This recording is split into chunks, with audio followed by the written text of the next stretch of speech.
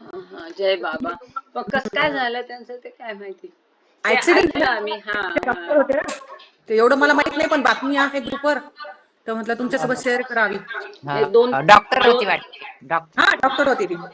हा हा. दोन दोन तीन बाबा प्रेमींचं झालंय ह्या याच्यात. 3 बाबा प्रेमी आहेत. 3 की जय 4 बाबा, बाबा. जय बाबा. जय बाबा. मेहर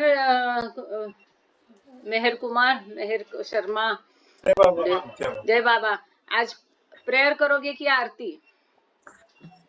जैसा आप कहें, जैसा जैसे आज्ञा हो, नहीं जैसा नहीं, ऑर्डर हो बाबा। प्रेयर कर लो आज, है ना. अच्छा अच्छा। हाँ, जय बाबा. और माइक में बराबर एडजस्टमेंट रखना, सुनाई दे इस प्रकार से. टाइम हो गया, अपन शुरू करते हैं. मतलब तभी, अभी तो कुछ नहीं है. शुरू करते, समय हो गया.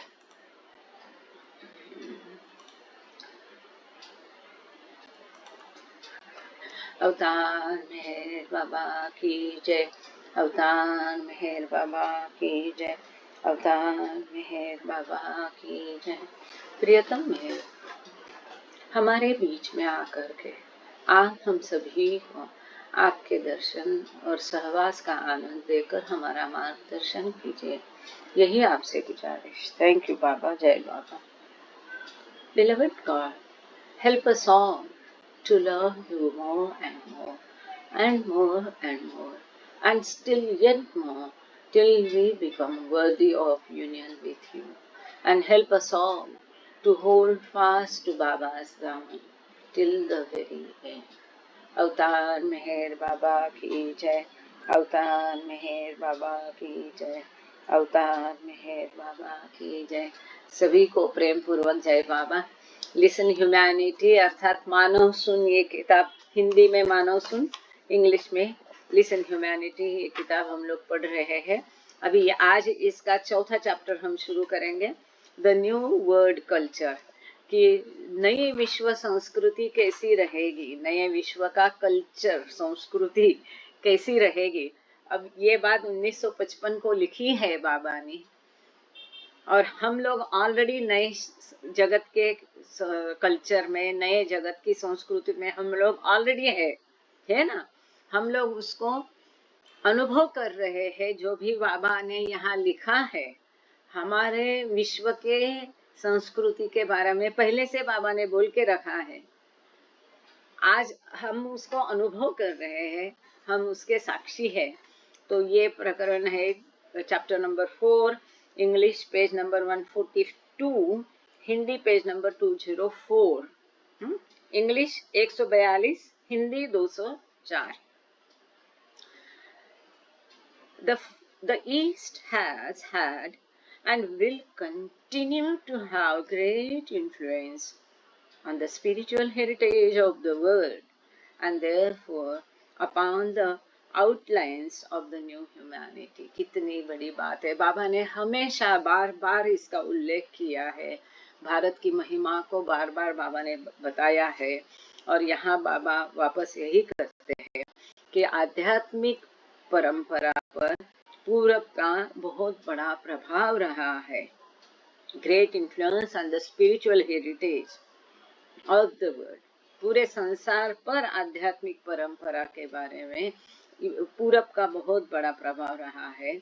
और इसीलिए upon the outlines of the new humanity, ये प्रभाव जो नई मानव जाति की संस्कृति होगी, इस पर भी ये प्रभाव रहेगा.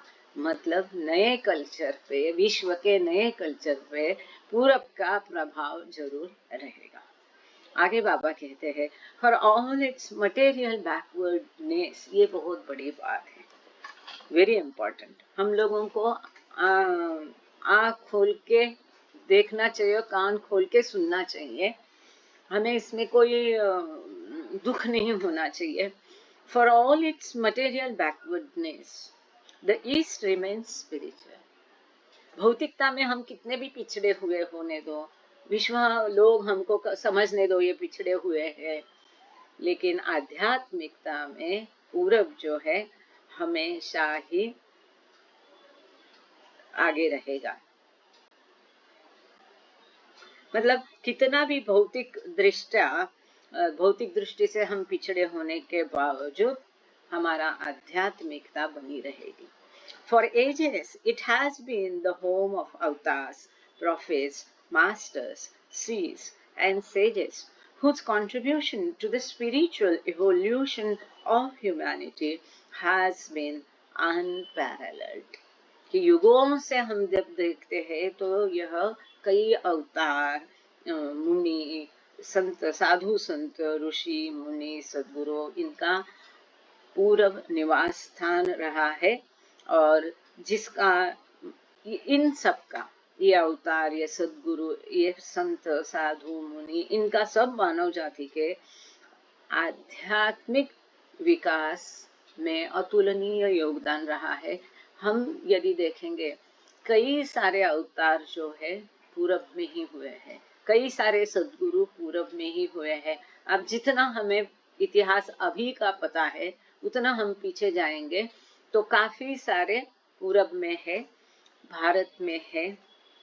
It is essential that the spiritual atmosphere, और एक महत्वपूर्ण बात बाबा ने बताई है, it is essential, इसलिए ये जरूरी है, महत्वपूर्ण है, आवश्यक है क्या, that the spiritual atmosphere of the east be maintained, spiritual atmosphere of the east be maintained, पूरब में जो आध्यात्मिक का वातावरण है उसको बनाए रखना है, even at the cost if necessary of material unhappiness, भौतिक दृष्टि भरे हमें दुख होगा, हम पिछड़े रहेंगे, उसकी कीमत, भौतिक आध्यात्मिकता विकास अगर हमारा नहीं भी है उसकी कीमत देनी पड़ेगी हमें आध्यात्मिक प्रगत रहने के लिए, तो भी चलेगा।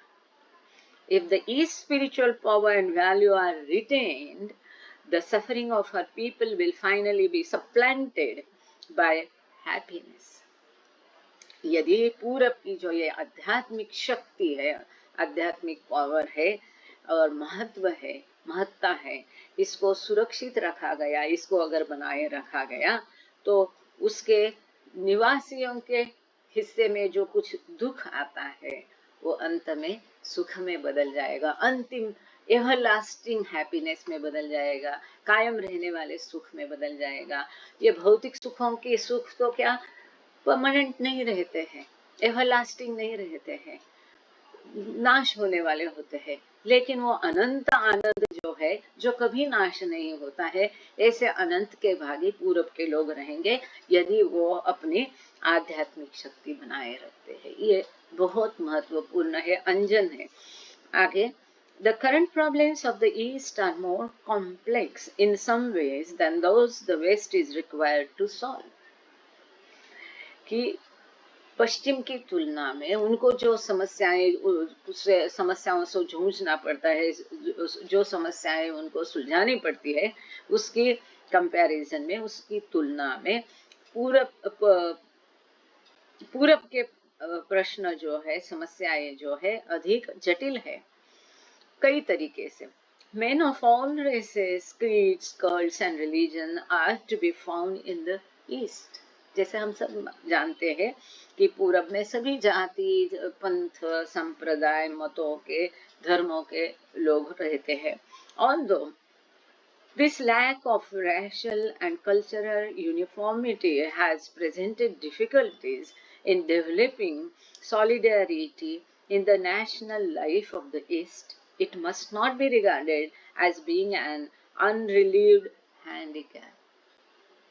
तो ये विविध जाति, धर्म, पंथ, समुदाय के लोग यहाँ पाए जाते हैं, फिर भी इस जातीय एवं सांस्कृतिक समानता के अभाव के कारण पूरब के राष्ट्रीय जीवन में एकता बनाए रखने में कठिनाइयां हैं, तथापि इसे एक असाध्य बाधा के रूप में लेना नहीं चाहिए, बल्कि एक तरह से वो एक सुअवसर भी प्रतीत होगा। ये यहाँ पर नहीं दिया है कि सुअवसर, लेकिन यदि हम और गहराई से उसके बारे में सोचेंगे, क्योंकि इतने लोगों के साथ बाबा जो कहते हैं कि अच्छा तालमेल जमाना, इक्विपॉइज रखना, संतुलन रखना, इनके साथ हार्मनी रखना, बंधुभाव रखना, एक परिवार में तो कोई भी रहेगा, इतने विविध मतों के लोगों के, संप्रदायों के, धर्मों के बीच में वो रखना एक चैलेंजिंग काम होता है, और इसीलिए उसको सुअवसर माना जाएगा। The various streams of culture pouring into the life history of the East in particular and of the world in general have added to the wealth of its resources। जी आगे आया, यद्यपि विशेषकर ये जो विभिन्न संस्कृति के लोग हैं इसमें, इसके इतिहास में हम खास करके पूरब के इतिहास में हम देखते हैं पूरे विश्व के अंदर, ये क्या है कि एक अत्यंत प्रभावी ऐसा वेल्थ ऑफ रिसोर्सेस, एक प्रकार से इसको क्या कहना चाहिए, एक कठिनाई या नहीं, एक बाधा नहीं है, परंतु इसमें इनका एक प्रकार का अच्छे प्रकार से योगदान है ना। इसको यहाँ से पढ़ लेते हैं। विशेषकर पूरब के और सामान्य रूप से संसार के जीवन इतिहास में प्रवाहित संस्कृति की विभिन्न धाराओं ने उसके साधन कोश में योगदान किया है। Anyway, they have not only created a suitable opportunity for the generation of a new culture synthesis, but have required its emergence।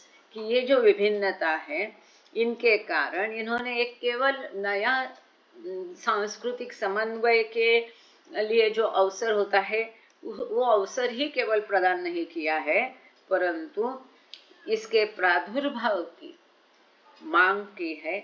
मतलब जो नया कल्चर है जिसके बारे में हम जान रहे हैं, तो इसको क्या कहेंगे हम, कॉस्मोपॉलिटन सोसाइटी। इन शॉर्ट, सामान्य समझ में आने वाली भाषा में इसको हम क्या कहते हैं, जैसे कॉलोनीज रहते हैं, क्वार्टर्स रहते हैं, चाहे वो बैंक के क्वार्टर हो, खास करके कि जहाँ विभिन्न प्रदेशों से विभिन्न जाति, धर्म, पंथ के लोग वहाँ काम भी करते हैं। उनकी रहने की सुविधा के लिए जो क्वार्टर रहते हैं, बैंक से प्रोवाइड किए जाते हैं, उसमें हमेशा आपको एक कॉस्मोपॉलिटन सोसाइटी, सभी प्रकार के लोग वहाँ रहेंगे, अलग अलग रीति रिवाज हम वहाँ देखेंगे। एक ही त्योहार को विभिन्न प्रदेश के लोग किस प्रकार से मनाते हैं, ये हमने देखा है। हम कभी अपने घर में रहे ही नहीं 60 साल तक, मतलब आफ्टर स्टार्टिंग जॉब, तो ये पूरा जन्म भर ये ऐसा विभिन्न प्रदेश, कभी भोपाल गए, कभी गुजरात गए, कभी कहाँ गए, तो इस प्रकार से अलग प्रदेशों में जाते हैं वो लोग, तो उनके लिप्तता से तो छुटकारा होता ही है। साथ में जब वो क्वार्टर में वो रहते हैं, तो विभिन्न, जिसको हम कॉस्मोपॉलिटन एटमॉस्फेयर कहते हैं, विभिन्न संस्कृतियों से उनकी पहचान होती है। आगे जाके वो इतना रहेगा, कौन सा वो एक त्योहार है सभी लोग मनाते, लाइक सपोज संक्रांति है ना, कहाँ वो पोंगल होगा, कहाँ वो उत्तरायण होगा, कहाँ वो उड़ीसा में उसको अलग कुछ नाम है, फिर और प्रदेश में और नाम है। एक ही त्योहार है, अलग अलग जगह अलग अलग नाम से अलग अलग तरीके से मनाया जाता है। आगे जाके आप जो अपनी रीति है पूरी भूल जाते हैं, और यही होना अपेक्षित है। Under a deft and creative leadership, such conflicting elements can bring a rich new culture into existence, capable of regenerating and harmonizing the life of the whole world। तो ऐसे जो परस्पर विरोधी तत्व है, वो कुशल एवं रचनात्मक नेतृत्व के अधीन अगर होंगे, नेतृत्व भी चाहिए, तो एक समृद्ध नई संस्कृति को जन्म दे सकते हैं, जिसमें समूचे पूरे संसार के जीवन को पुनरुज्जीवित करने तथा समस्वरता लाने की क्षमता हो। ऐसा एक कल्चर, ऐसी एक संस्कृति आज वो हम देख रहे हैं। मेरे उम्र के लोग होंगे, मेरे से अधिक उम्र के लोग होंगे, उन्होंने ये अनुभव किया है कि 60 साल के पहले वातावरण कैसा था, और जो कर्मठ था उन दिनों थी, वो कर्मठ था आज हमें दिखाई नहीं दे पड़ती है।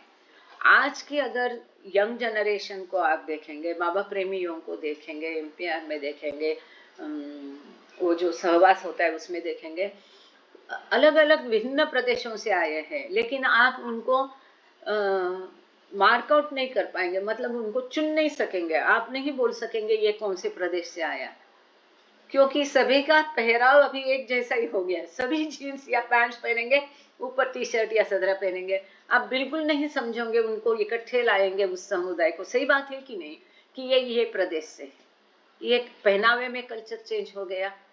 और वहां देखेंगे तो आपसे उनका अच्छी दोस्ती है, पर इस दोस्ती का गलत अर्थ कभी निकालना नहीं। कई बार देखा है, कई लोग स्कूल के बच्चे हो, कॉलेज के बच्चे हो, अच्छे से आप दोस्ती बना के उनके अंदर झांकोगे, दूर से देखने वाले को, हमारे समय के लोगों को शंका आ सकती है, अरे इनमें कुछ है। कुछ नहीं होता है, बिना शारीरिक आकर्षण उनमें एक सुंदर दोस्ती भाव होता है, बंधुत्व भाव होता है। ये नई पीढ़ी में देखने को मिल रहा है। अब वो अपनी कर्मठता पकड़े नहीं बैठे हैं, वो दूसरे प्रदेश के लोगों के भी त्योहार उतनी खुशी से या अपने तरीके से मनाते हैं। तीसरा ही कोई तैयार हर त्योहार का तैयार हो गया है। यदि हम ध्यान से देखेंगे तो कोई त्योहार अब पुराने जमाने में जैसे होते थे उस प्रकार से नहीं होते हैं, कोई और ही तीसरा तरीका बन गया है। मतलब ये जो बाबा ने यहाँ लिख के रखा है, इसके हम साक्षी है बोला है, ये इसलिए ध्यान से हम देखेंगे तो ये बदलाव जरूर नजर आ जाएगा। A new cohesive, vital culture cannot be brought to life by purely mechanical combination of isolated elements selected from present cultures. ये एक और महत्वपूर्ण बात है।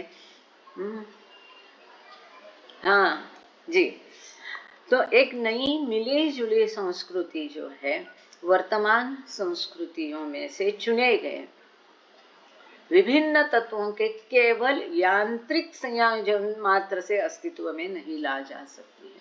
कि हमने सोचा कि चलो अभी ओडिशा में ये है, साउथ में ये है, मद्रास में, उसमें भी फर्क है। मद्रास साउथ केवल साउथ बोल के हम छोड़ नहीं सकते, उसमें मद्रास में अलग है, आंध्र में अलग है, मतलब केरला में और अलग है। तो केवल चलो इसको इकट्ठा करके इसकी खिचड़ी पका दे तो इस तरह से नहीं होगा, ऐसे ही नहीं। इसीलिए बाबा ने कहा है कि इसको अच्छे तरह से नई संस्कृति को जन्म देने के लिए एक रचनात्मक नेतृत्व की आवश्यकता होती है। This could only result in a vague patchwork with no spontaneous life on its own. तो ऐसे ही उसको बिना सोचे समझे केवल एकत्र किया तो ये क्या होगा, पैचवर्क होगा, ये गोधड़ी हो जाएगी, है ना, क्विल्ट हो जाएगी। Such a hodgepodge of assembled ideas can never be a substitute for that essential element from which a new culture must be generated, a direct, fresh perception of the whole. The new world culture must emerge from an integral region of truth, springing independent of existing traditions and unrelated to any laborious compilation of historical values. इतिहास में ऐसा होता था करके ऐसा कोई जबरदस्ती दबाव नहीं लाने का, कंपेल नहीं करने का, और ऐसे ही कोई नहीं यही प्रथा है इस तरह से वो होगा नहीं। ऐसे ही बिना सोचे समझे ढंग से अगर केवल उनको एकत्र किया तो क्या होगा, बाबा कहते इसका परिणाम केवल एक अव्यवस्थित ढंग से पैबंद लगाने का काम होगा, जिसका अपना कोई निजी सहज जीवन न होगा। अब आज की संस्कृति कैसी है पता नहीं, यहाँ वहां से बटोरे गए विचारों को ऐसी खिचड़ी कभी भी उस मूल वस्तु अर्थात लक्ष्य का सुस्पष्ट नूतन ज्ञान का स्थान नहीं ले सकती, जिसमें से नई संस्कृति का उदय हो सके। बिना सोचे समझे केवल एकत्र खिचड़ी नहीं पकानी है, उसको सोच विचार करके अच्छे नेतृत्व के अंदर ही, उनके सहायता से ही विचार पूर्वक उसको करना पड़ेगा। किस प्रकार करना पड़ेगा आगे दिया है बाबा ने, समुचित सर्वसत्य दृष्टि से ही नई विश्व संस्कृति का जन्म होना चाहिए। और मुझे ऐसा लगता है, ये मेरा अपना मानना है, आप लोगों का अलग होगा तो आप जरूर अपना भी कथन यहाँ कर दीजिए कि उस संस्कृति का जन्म हो चुका है।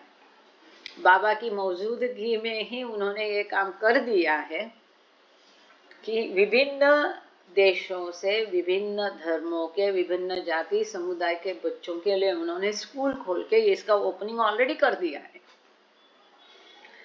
तो इस नई संस्कृति का जन्म होना चाहिए जो प्रचलित पद्धतियों से हटकर तथा ऐतिहासिक मूल्यों के किसी भी जटिल संकलन से भिन्न हो। उसमें कोई दबाव नहीं होना चाहिए, ऐसा ही होना चाहिए, वैसा ही होना चाहिए, कुछ नहीं।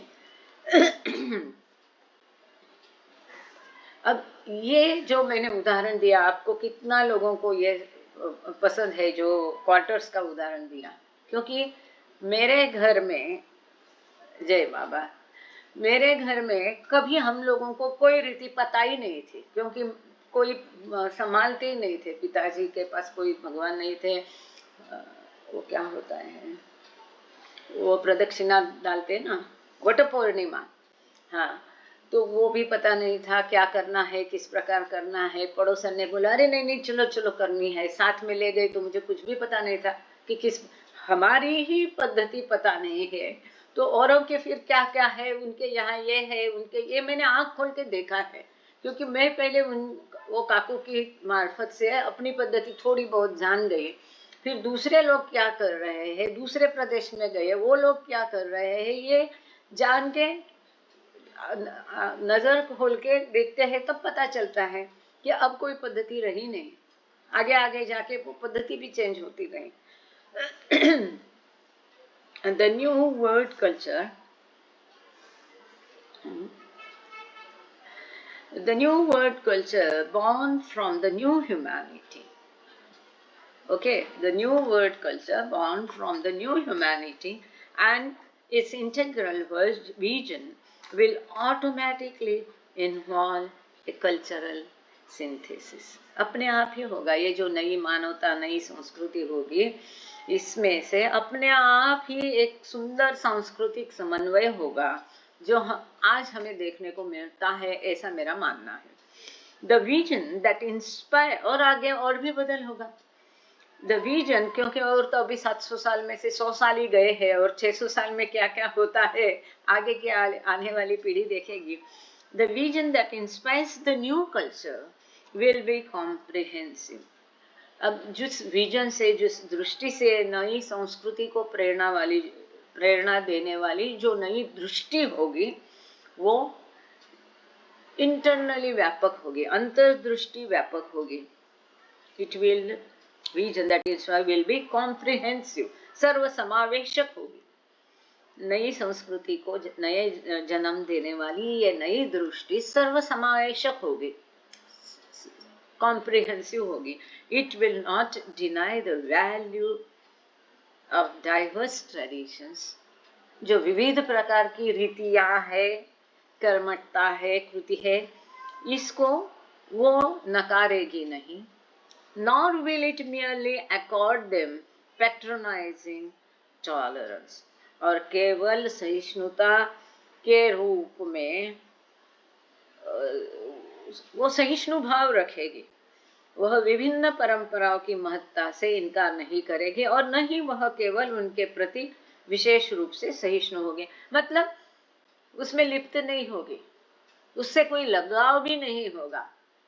जो नई संस्कृति है उनका क्या होगा, ठीक है आप में ऐसा है ना, करो आप ऐसा, हम भी आप में शामिल हैं, मतलब उसको वो नकारेगी भी नहीं, और उससे उनका कोई खास लगाव भी नहीं रहेगा, उसमें वो लिप्त नहीं होगी, और यही होना है।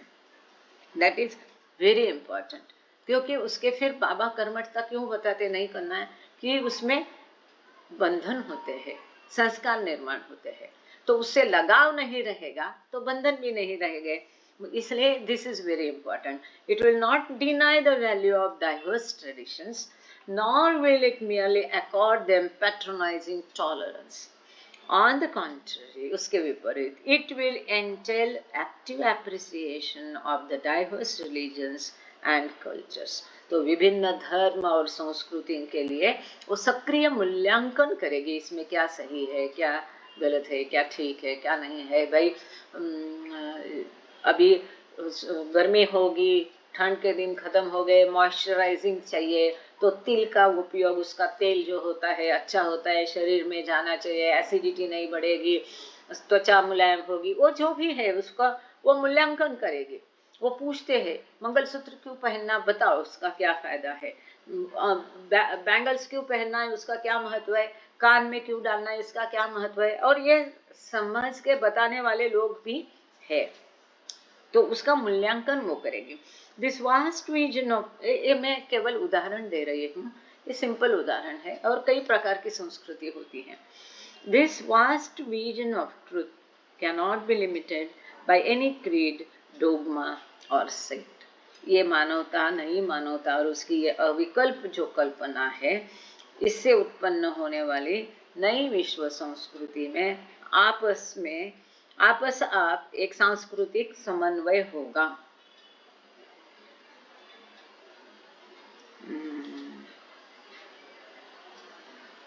नहीं, यहाँ वहां से बटोरे गए, एक मिनट, यहाँ कहाँ थे हम लोग?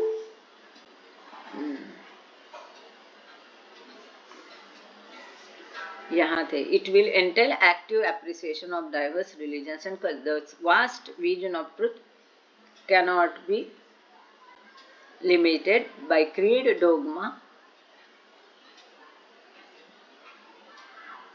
हाँ, कोई भी रीति रिवाज से ये मुक्त होगी। It will actively help men to transcend these limitations, not by blind negation of the value of the existing creeds, but by discovering, accentuating, unfolding, and cherishing the facets of truth which are in them. अभी मैं हिंदी से इसको पढ़ती हूँ, लेकिन हिंदी मुझे देखना पड़ेगा कहाँ है। हाँ, वह विभिन्न परंपराओं की महत्ता से इनकार नहीं करेगी और न ही वह उनके प्रति विशेष रूप से सहिष्णु होगी। इसके विपरीत वह विभिन्न धर्मों एवं संस्कृति का सक्रिय मूल्यांकन करेगी। सत्य का, this vast vision of truth, yes, इसका हिंदी से पढ़ते हैं। This vast vision of truth can not be limited by any creed, dogma और सेक्ट। सत्य का यह विहंगम दृष्टिकोण किसी मत, सिद्धांत अथवा संप्रदाय से परिमित नहीं किया जा सकता है, उसको लिमिटेड नहीं कर सकते हैं। वह लोगों को इन परिसीमाओं से ऊपर उठने में सक्रिय सहायता देगा। वर्तमान मतों के महत्व की उपेक्षा करते हुए नहीं, बल्कि उनमें निहित सत्य के पहलुओं का अन्वेषण करते हुए, उन्हें बढ़ावा देते हुए, उन्हें प्रकट करते हुए, उन्हें हृदयंगम करते हुए। मतलब वो उसको केवल उसको क्रिटिक नहीं करेंगे, उनको नकारेंगे नहीं, लेकिन उसके जड़ तक जाके समझ करके वो जानेंगे और फिर वो दोनों संकल्पनाओं का एक सम्मिलन होगा वहां पर। Another task which confronts the creative leadership of the East is to strive for political poise in spite of the difficult position the East occupies in international circles. The East can never make its full contribution to the world unless it is free from external political domination and fear of foreign aggression. Insistence upon this fundamental point, though, should not disturb its political poise, nor push it into a vitiated and reactionary isolationism. On the other hand, any future discharging of the clear duty to resist foreign aggression should not involve it in a sense of hate, malice or revenge. तो यहाँ बाबा कहते हैं कि अंतरराष्ट्रीय क्षेत्रों में पूरब की कठिन परिस्थिति के बावजूद, तभी और भी कठिन परिस्थिति थी, पूरब के रचनात्मक नेतृत्व के सम्मुख दूसरा कार्य राजनीतिक स्थिरता के लिए प्रयत्न करना है। बियॉन्ड ऑल पॉलिटिकल डिफरेंसेस, हमें कोई पॉलिटिक्स में जाना नहीं, फिर भी हमें ये मानना पड़ेगा कि ऐसा नेतृत्व भारत में खतरे के समय था जिसको बाबा सराहते थे, ये आपने भी पढ़ा होगा, और उसी नेतृत्व में विश्व में अपना स्थान किया। जो स्ट्रॉन्ग ऐसा देश था उससे मैत्री की, उसके आधार पर विश्व में अपनी संस्कृति को भूलकर केवल ब्लाइंडली दूसरी संस्कृति को नहीं अपनाते, अपनी वेशभूषा को ही उजागर करके प्रकट किया, अपनी संस्कृति का ही उन्होंने वहाँ पर प्रचार प्रसार किया और एक मजबूत स्थान विश्व में भारत ने अपना निर्माण किया। ये 55 से 75 और उसके आसपास की बातें हैं। जब तक पूरब बाहरी राजनीतिक प्रभुत्व और विदेशी आक्रमण के भय से मुक्त नहीं हो जाता तब तक वह कभी भी संसार को अपना पूर्ण योगदान प्रदान नहीं कर सकता। यह महत्वपूर्ण बात है कि जब तक हम अपने आप को सेफ नहीं करते, सिक्योर नहीं करते, हम उनके आहोश में नहीं आना है, क्योंकि पूरब के पार आध्यात्मिकता है, उसको दूसरों को। अब आज हम देखते हैं तो पश्चिमी जगत के खूब सारे लोग जो है हमारी संस्कृति का उन्होंने अवलंबन करना शुरू किया। अब वहाँ योगा हम लोगों से अधिक, वो लोग योग को वो योगा बोलते, इतना ही तो उनके साथ साथ हमारे लोग भी योग को योगा बोलने लगे। वो लोग योग का भी प्रचार प्रसार कर रहे हैं, वो लोग धर्म, भगवान, मंदिर, ये सारी चीजों को वो भी महत्व देने लगे हैं। तो परंतु जब पश्चिम पर हमारा प्रभाव आध्यात्मिकता का डालना है तो हमें हमारे लिए पहले उनका खतरे से मुक्त होना चाहिए। इसके लिए अपने आप को सुरक्षित पहले बनाना होगा। तब तक ये भय से जब तक मुक्त नहीं होते, जब तक पूरब बाहरी राजनीतिक प्रभुत्व और विदेशी आक्रमण के भय से मुक्त नहीं हो जाता, क्योंकि तब ऐसी हालात थी। चाइना का युद्ध हो गया, पाकिस्तान का हो गया, ये 55 साल की बात है ना, 60, 62, 65, तब तक वह कभी भी संसार को अपना पूर्ण योगदान नहीं कर सकता। इस आधारभूत विषय पर जोर देने के कारण, अब पूरब में केवल भारत नहीं आता है, ये भी बात है, इस आधारभूत विषय पर जोर देने के कारण उसका राजनीतिक संतुलन नहीं बिगड़ना चाहिए और न ही उसे एक दूषित प्रतिक्रियात्मक अलगाव भावना की ओर ही ढकेल देना चाहिए। वो भी गलत है। अलगत्व की भावना, हम ये तुम वो नहीं करना चाहिए। आपसी पूरा मेल, उनको अपने आप को सुरक्षित करना है, स्ट्रांग करना है, साथ ही में अपनी संस्कृति को बढ़ावा देते हुए उसको अलगत्व की भावना नहीं रखना है। एक साथ एक अच्छा सिंथेसिस जो बनना है वो जरूरी है।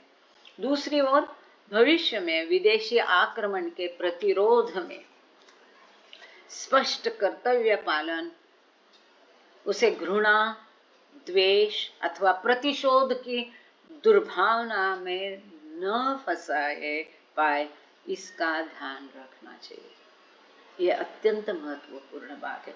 हमें अपने आप को स्ट्रॉन्ग करना है, पर अलगत्व की भावना नहीं। हमें अपने आप को सुरक्षित रखना है। यदि कोई आक्रमण करता है तो हमें अपना बचाव भी करना है, अपना कर्तव्य पालन भी करना है, लेकिन वो करते समय दूसरों के प्रति मन में द्वेष भाव बिल्कुल ही नहीं होना है, दुर्भाव नहीं होना चाहिए, उनकी घृणा नहीं होनी चाहिए, अलगत्व का भाव नहीं होना चाहिए। वही प्रेम और ममत्व, और यही कठिन होता है। कर्तव्य का पालन तो कोई ही कर लेगा, है ना, चाहे वो दुनियादारी का कर्तव्य हो, चाहे ये हमारे देश के लिए हो। लेकिन वो जब युद्ध आता है तो कैसा हमारा होना चाहिए, मार्गदर्शक तत्व हमने पिछले बार पहले इतना सुंदर तरीके से पहले वो बाबा ने बताया, फिर ये बता रहे हैं। इसको एक माला में पिरोए लेके अच्छे से समझ लेंगे कि युद्ध में क्या कर्तव्य है, उसका पालन, उसके मार्गदर्शक तत्व बताए। तो युद्ध में कर्तव्य का पालन तो कोई भी बच्चा भी कूद जाएगा, लेकिन उसका करते हुए ये भी ध्यान रखना चाहिए सामने वाले के प्रति द्वेष नहीं, ममत्व का भाव। और यही मुश्किल होती है, और यही मुश्किल आसान हो जाएगी तो वो आध्यात्मिकता साध्य हो जाएगी। आगे बाबा कहते हैं यस अब ये क्या है ना, कुछ लोगों ने बोला कि आप पूरा इंग्लिश पढ़ो फिर हिंदी पढ़ो, इसलिए थोड़ा सा मेरा ये सर्कस होता है। अगर मैं वर्ड टू वर्ड या सेंटेंस टू सेंटेंस पढ़ूँ तो मुझे थोड़ी आसानी होती है। आप लोग कैसा चाहते जरूर बताना, चार्ट में डाल दीजिए कि word to word, sentence to sentence चाहिए कि पैराग्राफ टू पैराग्राफ चाहिए। This in turn raises the perplexing question of the utilization of non-violence। अब एक महत्वपूर्ण बाबा अहिंसा पर बाबा बात कर रहे हैं। आप लोगों को याद होगा डिस्कोर्सेस में एक स्वतंत्र टॉपिक है अहिंसा के ऊपर, तो वहां बाबा कहते कोई एक कृत्य खराब या कोई अच्छा हम नहीं कह सकते अपने आप में, दूसरे की तुलना में होता है। कोई एक कृति की इसको मारा मतलब हिंसा की ऐसा नहीं कह सकते हैं जब तक उस कृति का उद्देश्य हमारी समझ में नहीं आता है। तो हम जो भी कृति करेंगे उसका उद्देश्य क्या था, मूल हेतु क्या था, उसमें हमारा कोई स्वार्थ था क्या, ये दो चीजों को स्पष्ट किए बिना कोई भी कृति हिंसा या अहिंसा नहीं होती है। और आगे अहिंसा के बारे में, यस गोरे सर ध्यान से सुनना, अब अहिंसा के झंडे जो हम बहुत लहराते हैं उसके बारे में बाबा ने क्या कहा, एक महत्वपूर्ण विषय यहाँ पर है। This in turn raises the perplexing question of the utilization of the non-violence, which has been such an active tool in India's recent past। अब यहाँ अहिंसा का उपयोग करने का जो जटिल प्रश्न उठता है, जो कि अभी अभी भारत में निकट अतीत मतलब अभी जो बीता। क्यों ऐसा कहा, क्योंकि ये 55 साल था, 47 में हम आजाद हो गए, तो गिना चुना तभी भी कई सारे सवाल प्रॉब्लम चल ही रहे थे। तो बाबा कहते हैं कि भारत की स्वतंत्रता के लिए जिस अहिंसा का उपयोग किया गया वो अहिंसा एक प्रभावशाली उपकरण साबित हुआ भारत की स्वतंत्रता के लिए। Aggression must be met with resistance and in such case non-violence is impractical। आगे सुन लीजिए पूरा। बाबा कहते हैं कि आक्रमण का मुकाबला अवश्य ही किया जाना चाहिए, और इसीलिए ऐसी स्थिति में अहिंसा अव्यावहारिक है। अहिंसा अव्यावहारिक है, नॉन वायलेंस इज इम्प्रैक्टिकल। पिछले लेसन में ही हमने देखा कि हमारे ऊपर युद्ध मंडराता है, कोई आक्रमण करता है तो हमें उसका प्रतिरोध करना ही चाहिए। ठीक वही बात को यहाँ बाबा कहते हैं कि aggression must be met with resistance. अगर मुकाबला किसी ने आक्रमण किया तो उसका मुकाबला होना ही चाहिए। जब उसका मुकाबला होना चाहिए यह हमारे कर्तव्य में आता है, तो यहाँ अहिंसा किस काम की? क्योंकि बाबा ने कहा है कि उसका उद्देश्य क्या है, आक्रमण हुआ है मेरे देश पर, उसकी रक्षा करना मेरा हेतु है, इसमें मेरा स्वार्थ भाव है नहीं है। तो अगर 10 लोगों की मुंडी वहां काटी भी जाए तो वो हिंसा होगी नहीं होगी। अगर आक्रमण का मुकाबला करना चाहिए तो वहां पर अहिंसा अव्यावहारिक है, नॉन प्रैक्टिकल है, इम्प्रैक्टिकल है। Pure non-violence or incorruptive love only comes spontaneously when duality has been completely transcended in the realization of the last and only truth। केवल अंत में उस सत्य का साक्षात्कार होने के बाद जब द्वैत भाव पूरा मिट जाता है, तभी और तभी केवल एकत्व की पूरी भावना प्रस्थापित होकर असली प्रेम उभर कर आएगा, उसके पहले नहीं। फिर से मैं पढ़ती हूँ। प्योर नॉन वायलेंस, शुद्ध अहिंसा। अब अहिंसा कौन सी है? शुद्ध अहिंसा। दूसरी अहिंसा कैसी होती है आगे देखेंगे। प्योर नॉन वायलेंस और इनकरप्टिबल लव, विशुद्ध प्रेम, only comes spontaneously, अपने आप आता है, when duality has been completely transcended in the realization, ये द्वैत भाव असीम सत्य में, अंतिम सत्य में जब मिल जाता है, विलय होता है, तभी वो केवल आएगी। फिर भी यहाँ से पूर्ण अहिंसा अथवा विशुद्ध प्रेम सामान्यतः केवल तब आता है जब अंतिम एवं एकमात्र सत्य की अनुभूति में द्वैत की सीमा पूर्णतया पार की जाती है। वहां अद्वैत भाव होगा, तभी केवल ये हो पाएगा। Even non-violence of the brave is possible only for advanced souls who have eradicated all forms of greed and hate from their minds through rigorous discipline. अत्यंत प्रगत जो आत्मे होंगे, उन्होंने बहुत कठिन तपस्या के माध्यम से, शिस्त के माध्यम से जो अग्रसर हुए हैं, प्रगत हुए हैं, उनमें ये शक्ति आएगी अहिंसा की। वो शूर हो जाएंगे जिन्होंने अपने मन से ये लोभ द्वेष पूरी तरह से हटा दिया। उनको भी ये संभव है, दो लोगों के लिए संभव है।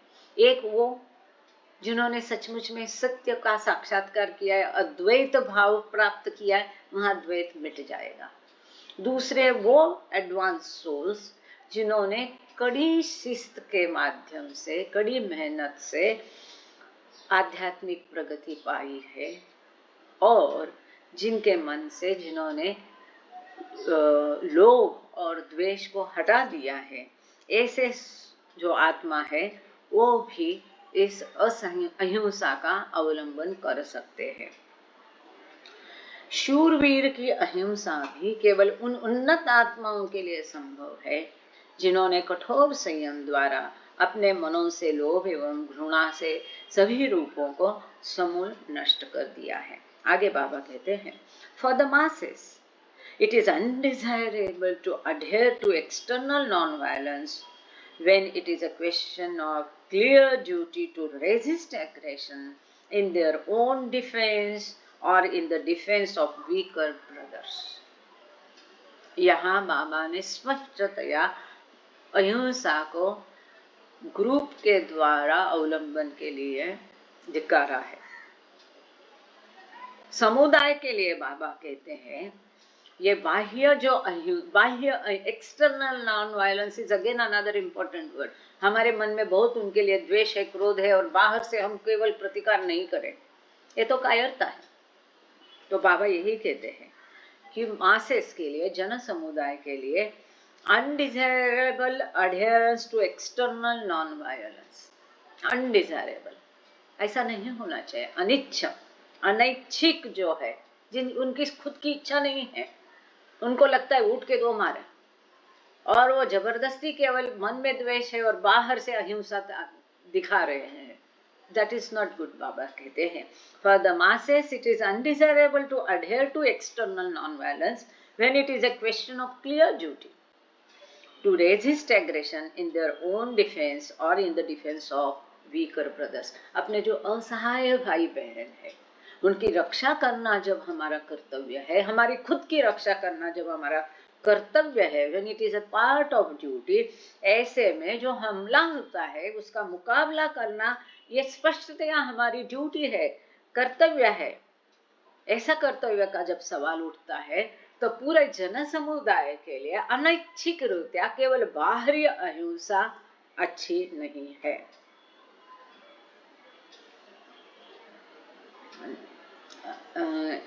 बाहरी अनिच्छा यहाँ पर जब स्वयं अपनी अथवा अपने निर्बल भाइयों की रक्षा हेतु आक्रमण का प्रतिकार करने के स्पष्ट कर्तव्य का प्रश्न हो, उस समय जनसाधारण के लिए बाहरी अहिंसा से चिपटे रहना अवांछनीय है।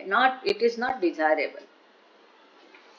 Insistence upon universal non-violence can only lead the masses to a cowardly, irresponsible and inert attitude. बहुत बड़ी बात यहाँ पर बाबा ने की है। अहिंसा, हमला किया, अहिंसा करना है करके चुप बैठना तो बहुत आसान है, लेकिन हिंसा का प्रतिकार, हमले का प्रतिकार करते हुए भी मन में हिंसात्मक भाव नहीं रखना, उसके प्रति बैर भाव नहीं रखना, द्वेष नहीं रखना, क्रोध नहीं रखना, लोभ नहीं रखना, ये बड़ी बात है जो असाधारण है, जो आध्यात्मिकता में अहम है, महत्व रखती है।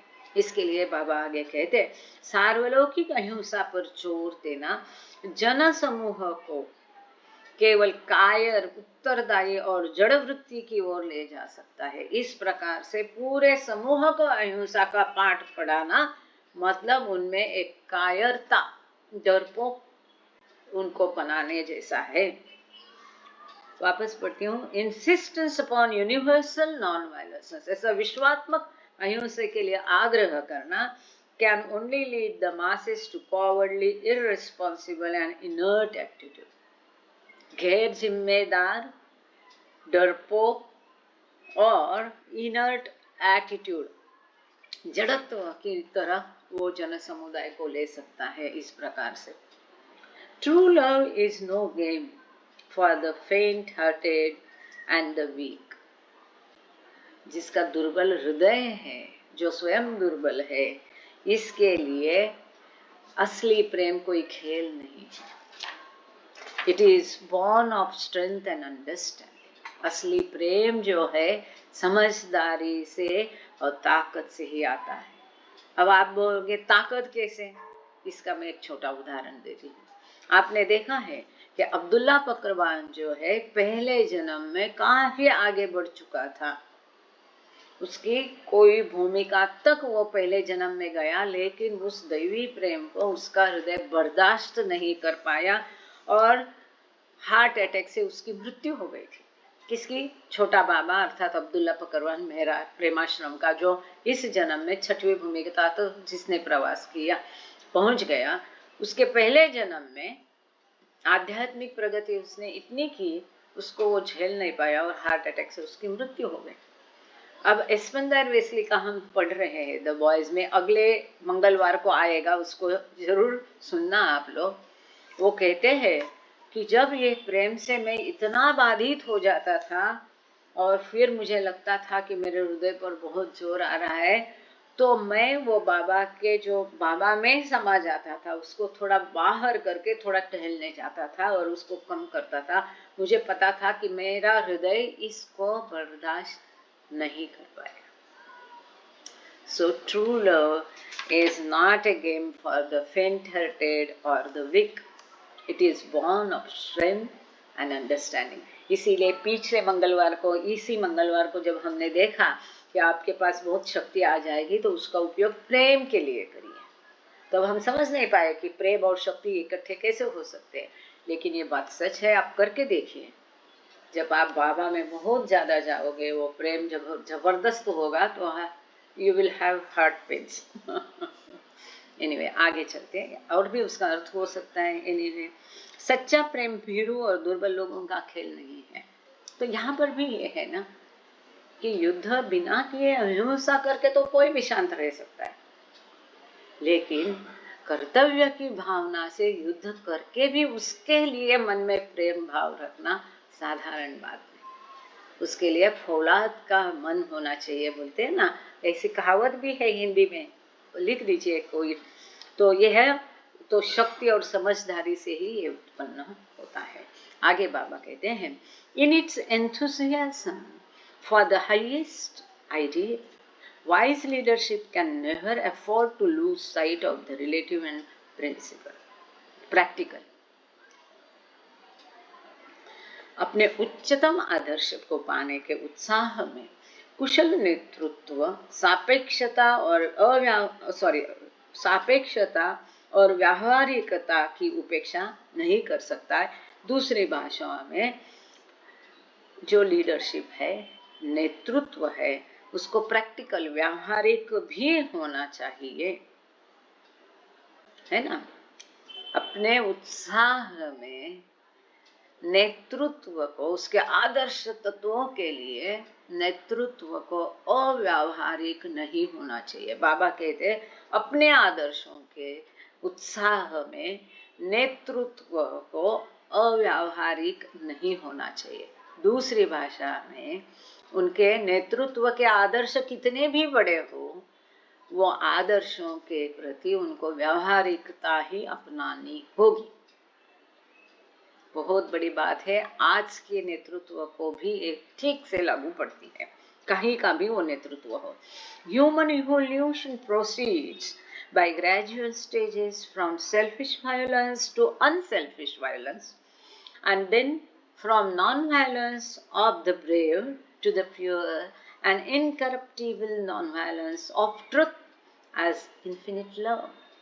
Each individual exists at some point in this succession, and his duty in time of war is indelibly determined by that position.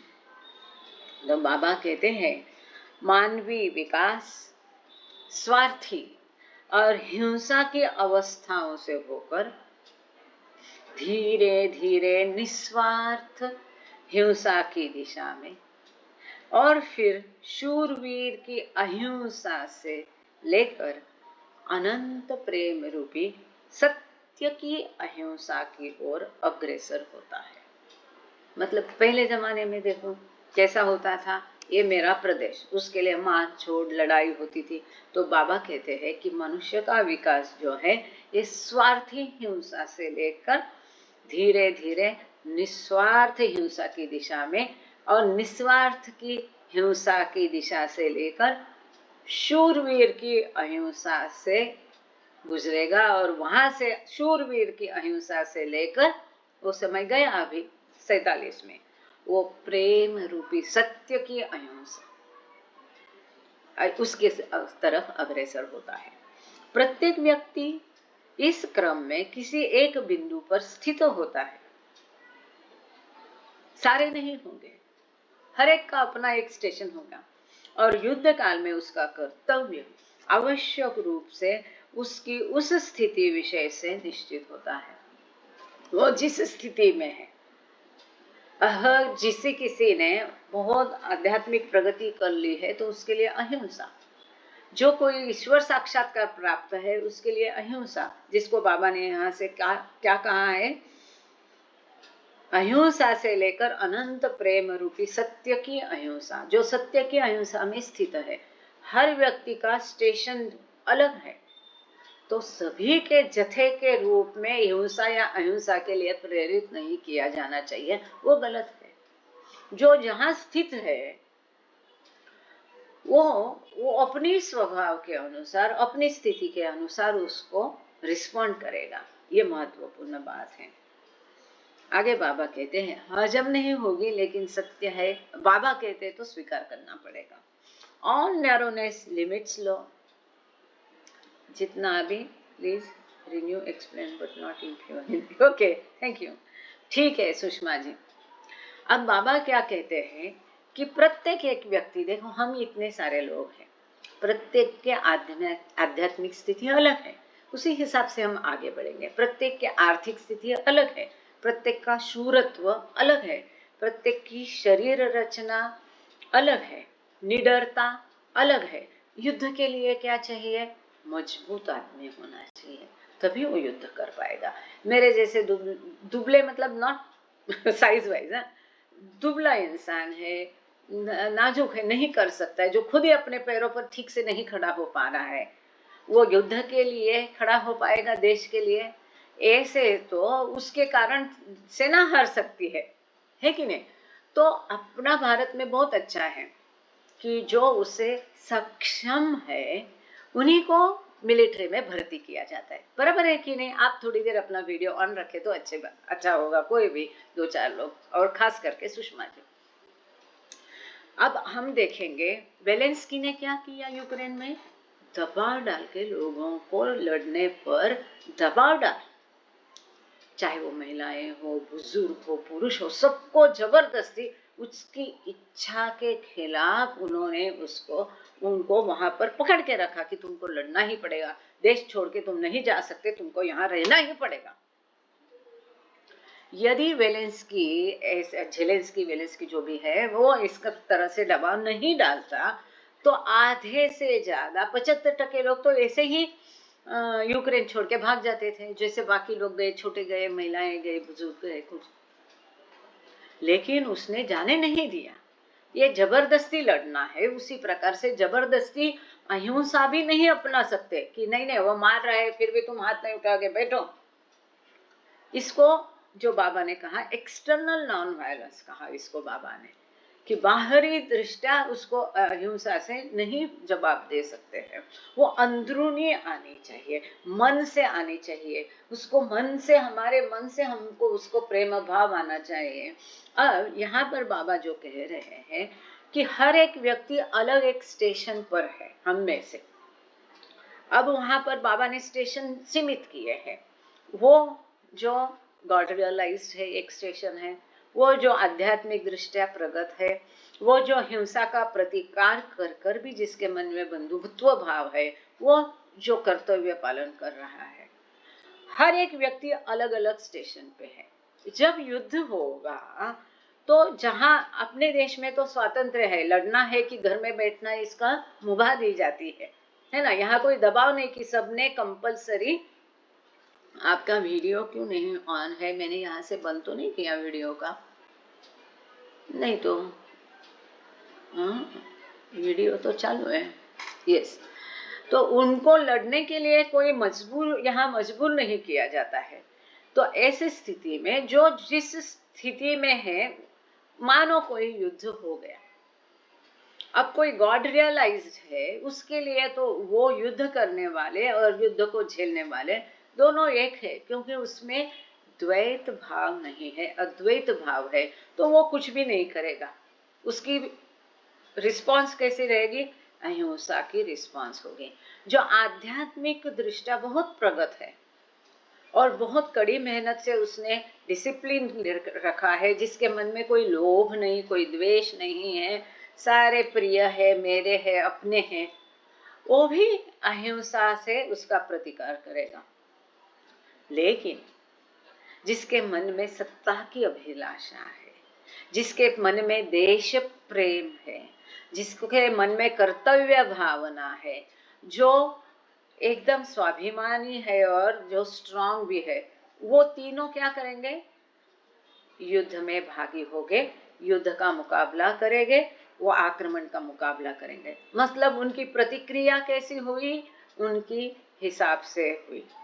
और एक बात बताना भूल गई कि जो आध्यात्मिक प्रगत भी नहीं है, वो जानता है मेरे देश पर आक्रमण हुआ है, लेकिन जो स्वार्थी है, डरपोक है, अपने आप को, अपनी संपत्ति को बचाना चाहता है, जैसे कि स्वतंत्रता संग्राम में कई सारे स्वार्थी थे, उस संग्राम में सहभागी नहीं हुए, वो अपने को, अपनी संपत्ति को बचाते हुए आक्रमण का प्रतिकार नहीं करेगा।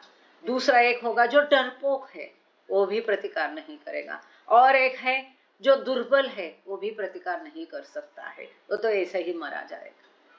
मतलब जो स्थिति में है, उस स्थिति से, उस हिसाब से उनका उसका उत्तर रहेगा।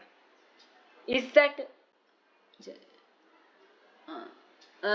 सुषमा जी, आप कहाँ हो? आपका वीडियो ऑन करके जरा हमें छवि आपकी दिखा दीजिए। मैं फिर एक बार वो पैर कहाँ गया?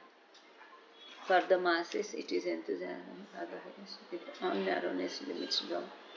सॉरी, हम कहाँ थे? मैं पैरा ढूंढ रही, किसी को पता है तो बताइए।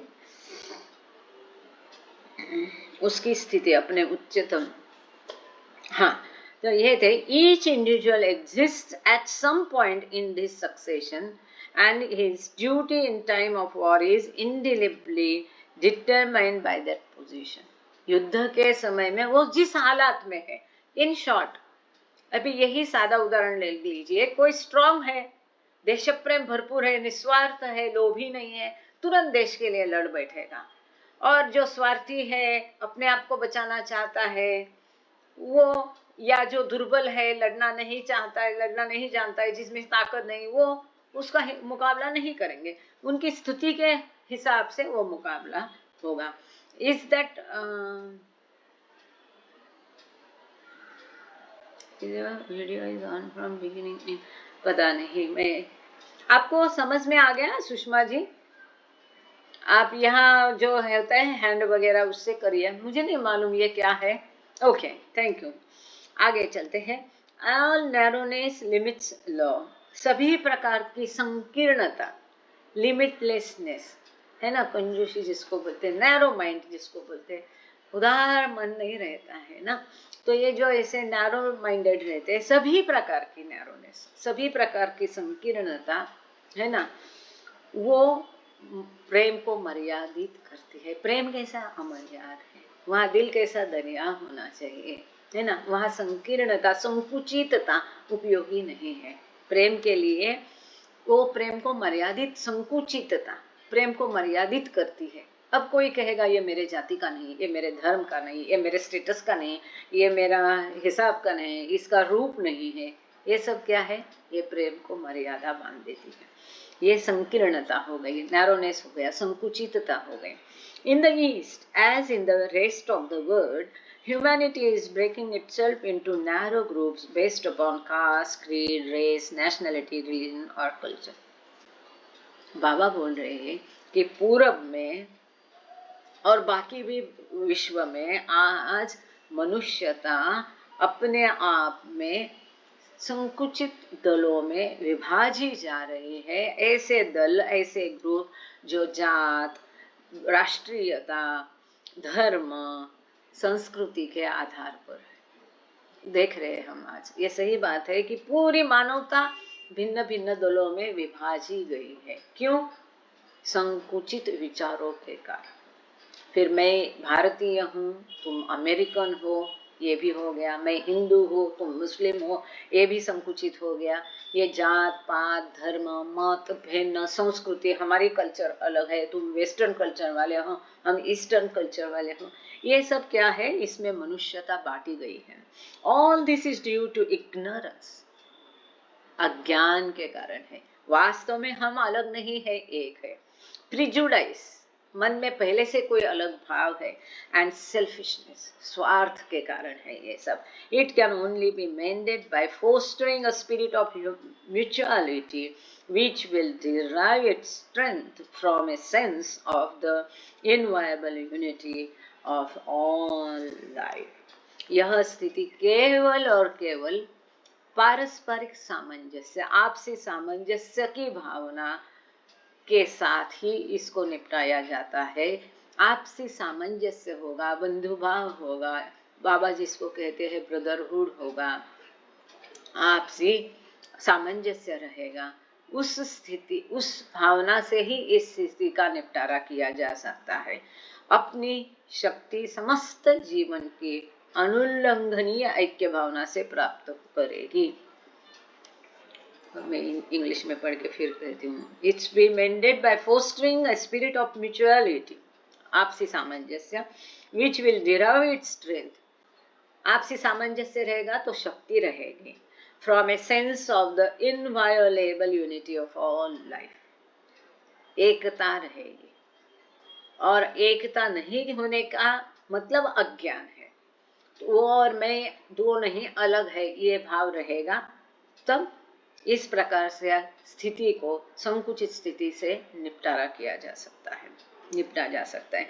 Creative leadership will have to recognise and then emphasise, creative leadership जो रचनात्मक, सकारात्मक, निर्माणात्मक, जिसको बोलते विध्वंसक, और एक शब्द है उसका, रचनात्मक नेतृत्व। रचनात्मक नेतृत्व को ये समझना पड़ेगा और इस बात पर जोर देना पड़ेगा, and then emphasise the fact that all men are already united. उनको ये इस बात पर जोर देना पड़ेगा। ये नेतृत्व के ऊपर बहुत निर्भर है। वह नेतृत्व सकारात्मक होना चाहिए, रचनात्मक होना चाहिए, और इनको एक देखना पड़ेगा, सभी एक कोई अलग नहीं है. And not only by their co-partnership in the great divine plan for the earth, but also by the fact that they are all equally the expression of one life. ये रचनात्मक नेतृत्व को ये पहले समझना पड़ेगा, अनुभव करना, एहसास करना पड़ेगा, और फिर इस बात पर जोर देना पड़ेगा. हम अलग नहीं है, भिन्न नहीं है, परंतु एक ही जीवन के हम एक्सप्रेशन है, प्रगटीकरण है विविध रूपों में. हम उसी परमात्मा के सारे लाडले हैं, हम में वही परमात्मा है, उसके हम एक एक छोटा छोटा अंश है. By the fact they are the equally expression of one life.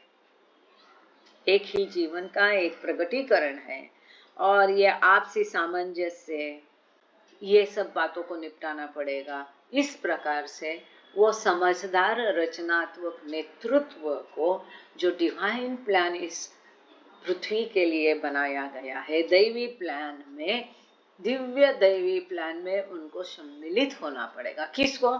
रचनात्मक समझदार नेतृत्व को. इस पृथ्वी के लिए जो दैवी प्लान बनाया गया है उसमें सम्मिलित होना है, तो उनको ये अलगत्व की भाव को निपटाना पड़ेगा, अलगत्व की भावना को उनके मन से निकालना पड़ेगा, और उनको सबके मन में ये भाव जागृत करना पड़ेगा एकत्व का. No line of action can be really fruitful unless it is in complete harmony with this truth. बाकी कितने भी आप उपाय करो वो कोई असर नहीं करेंगे जब तक ये अंतिम सत्य जो है, इस सत्य के साथ, बंधु भाव के साथ, हार्मनी, आपसी प्रेम भाव के साथ, जब तक इस सत्य के सामना नहीं किया जाता है, इस सत्य को समझा नहीं जाता है कि हम सब एक है, एकत्व के भाव को जब तक हम समझते नहीं है, तब तक बाकी कोई उपाय काम नहीं करेगा.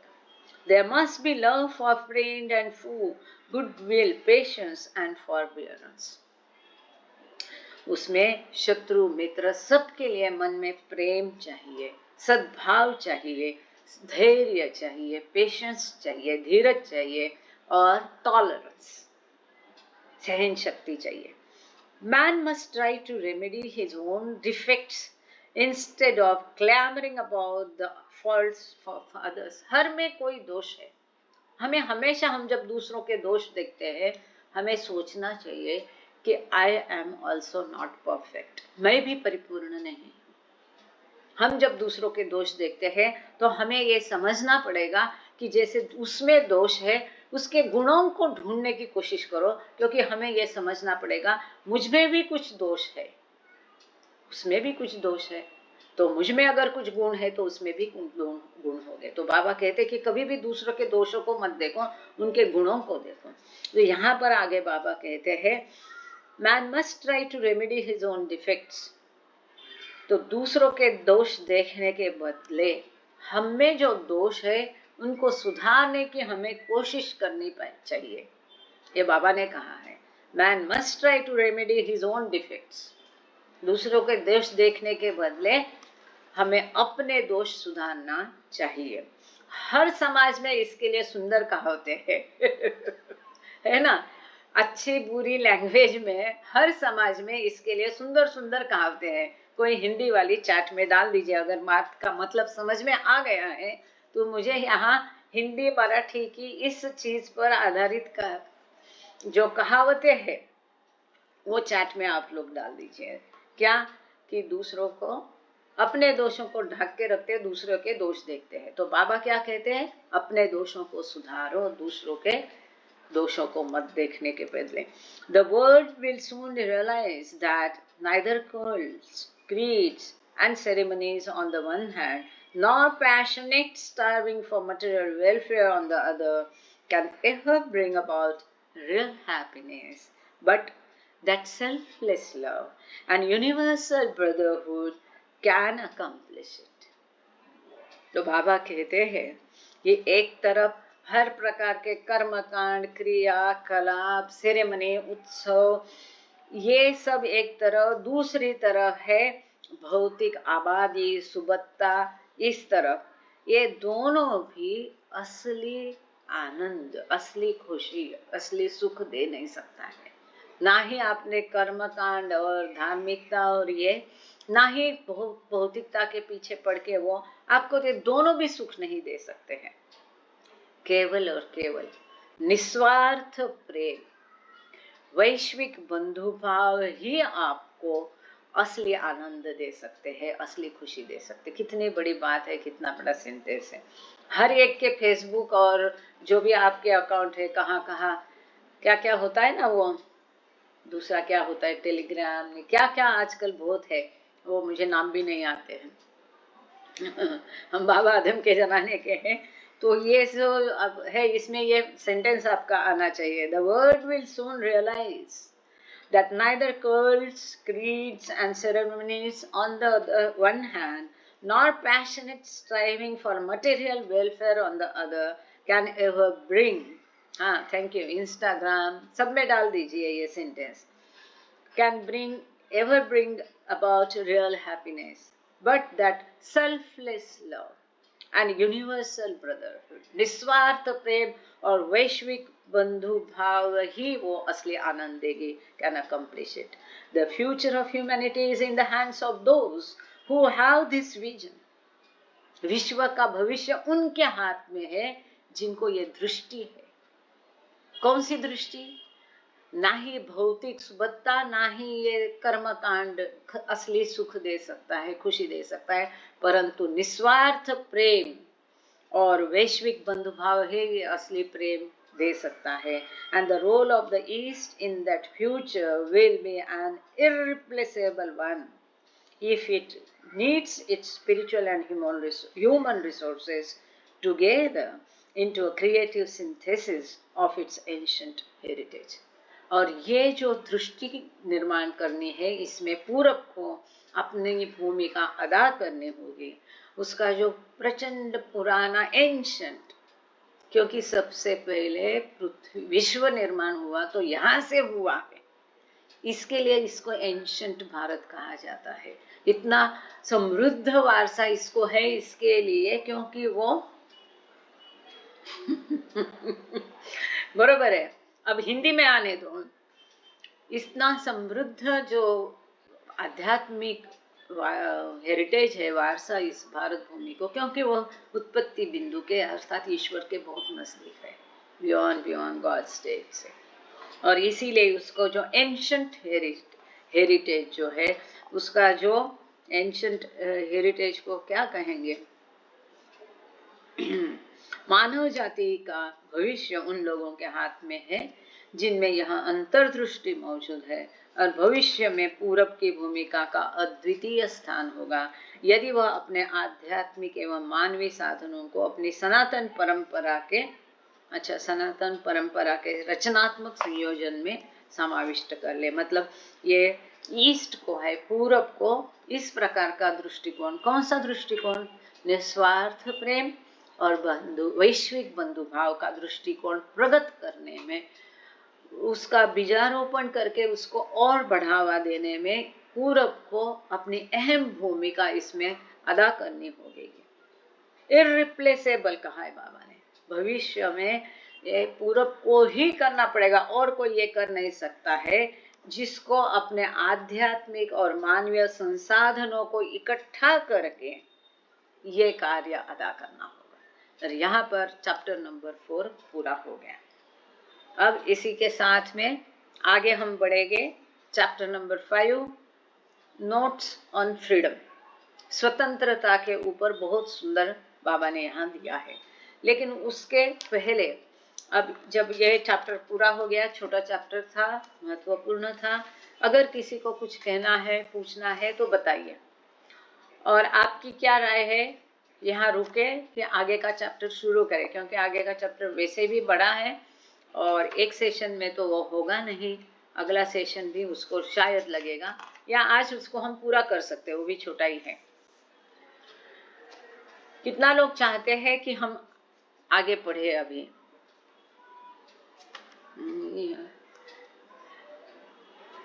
ठीक है, ठीक, थैंक यू। तो नोट्स ऑन फ्रीडम, मतलब स्वतंत्रता के ऊपर टिप्पणियां दी है, टीका टिप्पणी। अब स्वतंत्रता के ऊपर क्या टिप्पणी देनी है ऐसा सोचेंगे, लेकिन बहुत सुंदर है बाबा का है, he is the master of the master, है ना, गुरुओं के गुरु है बाबा। उन्होंने यहाँ बहुत सुंदर ढंग से जो फ्रीडम के बारे में बाबा ने यहाँ बताया है ना, बहुत सुंदर है। 1-2 मिनट। बुरा जो देखना मैं गया, बुरा ना मिला कोई, जो मन देखा अपना मुझसे बुरा ना कोई। Thank you. Okay, very good Sushma ji. हाँ, मतलब मेरी समझ में आता है कि आप लोगों के भी समझ में बात आ रही है। अब रिकॉर्डिंग को मैं यहाँ स्टॉप करके दूसरा रिकॉर्डिंग फिर शुरू करती, कभी कभी ज़्यादा टाइम होता है तो गड़बड़ हो जाती है।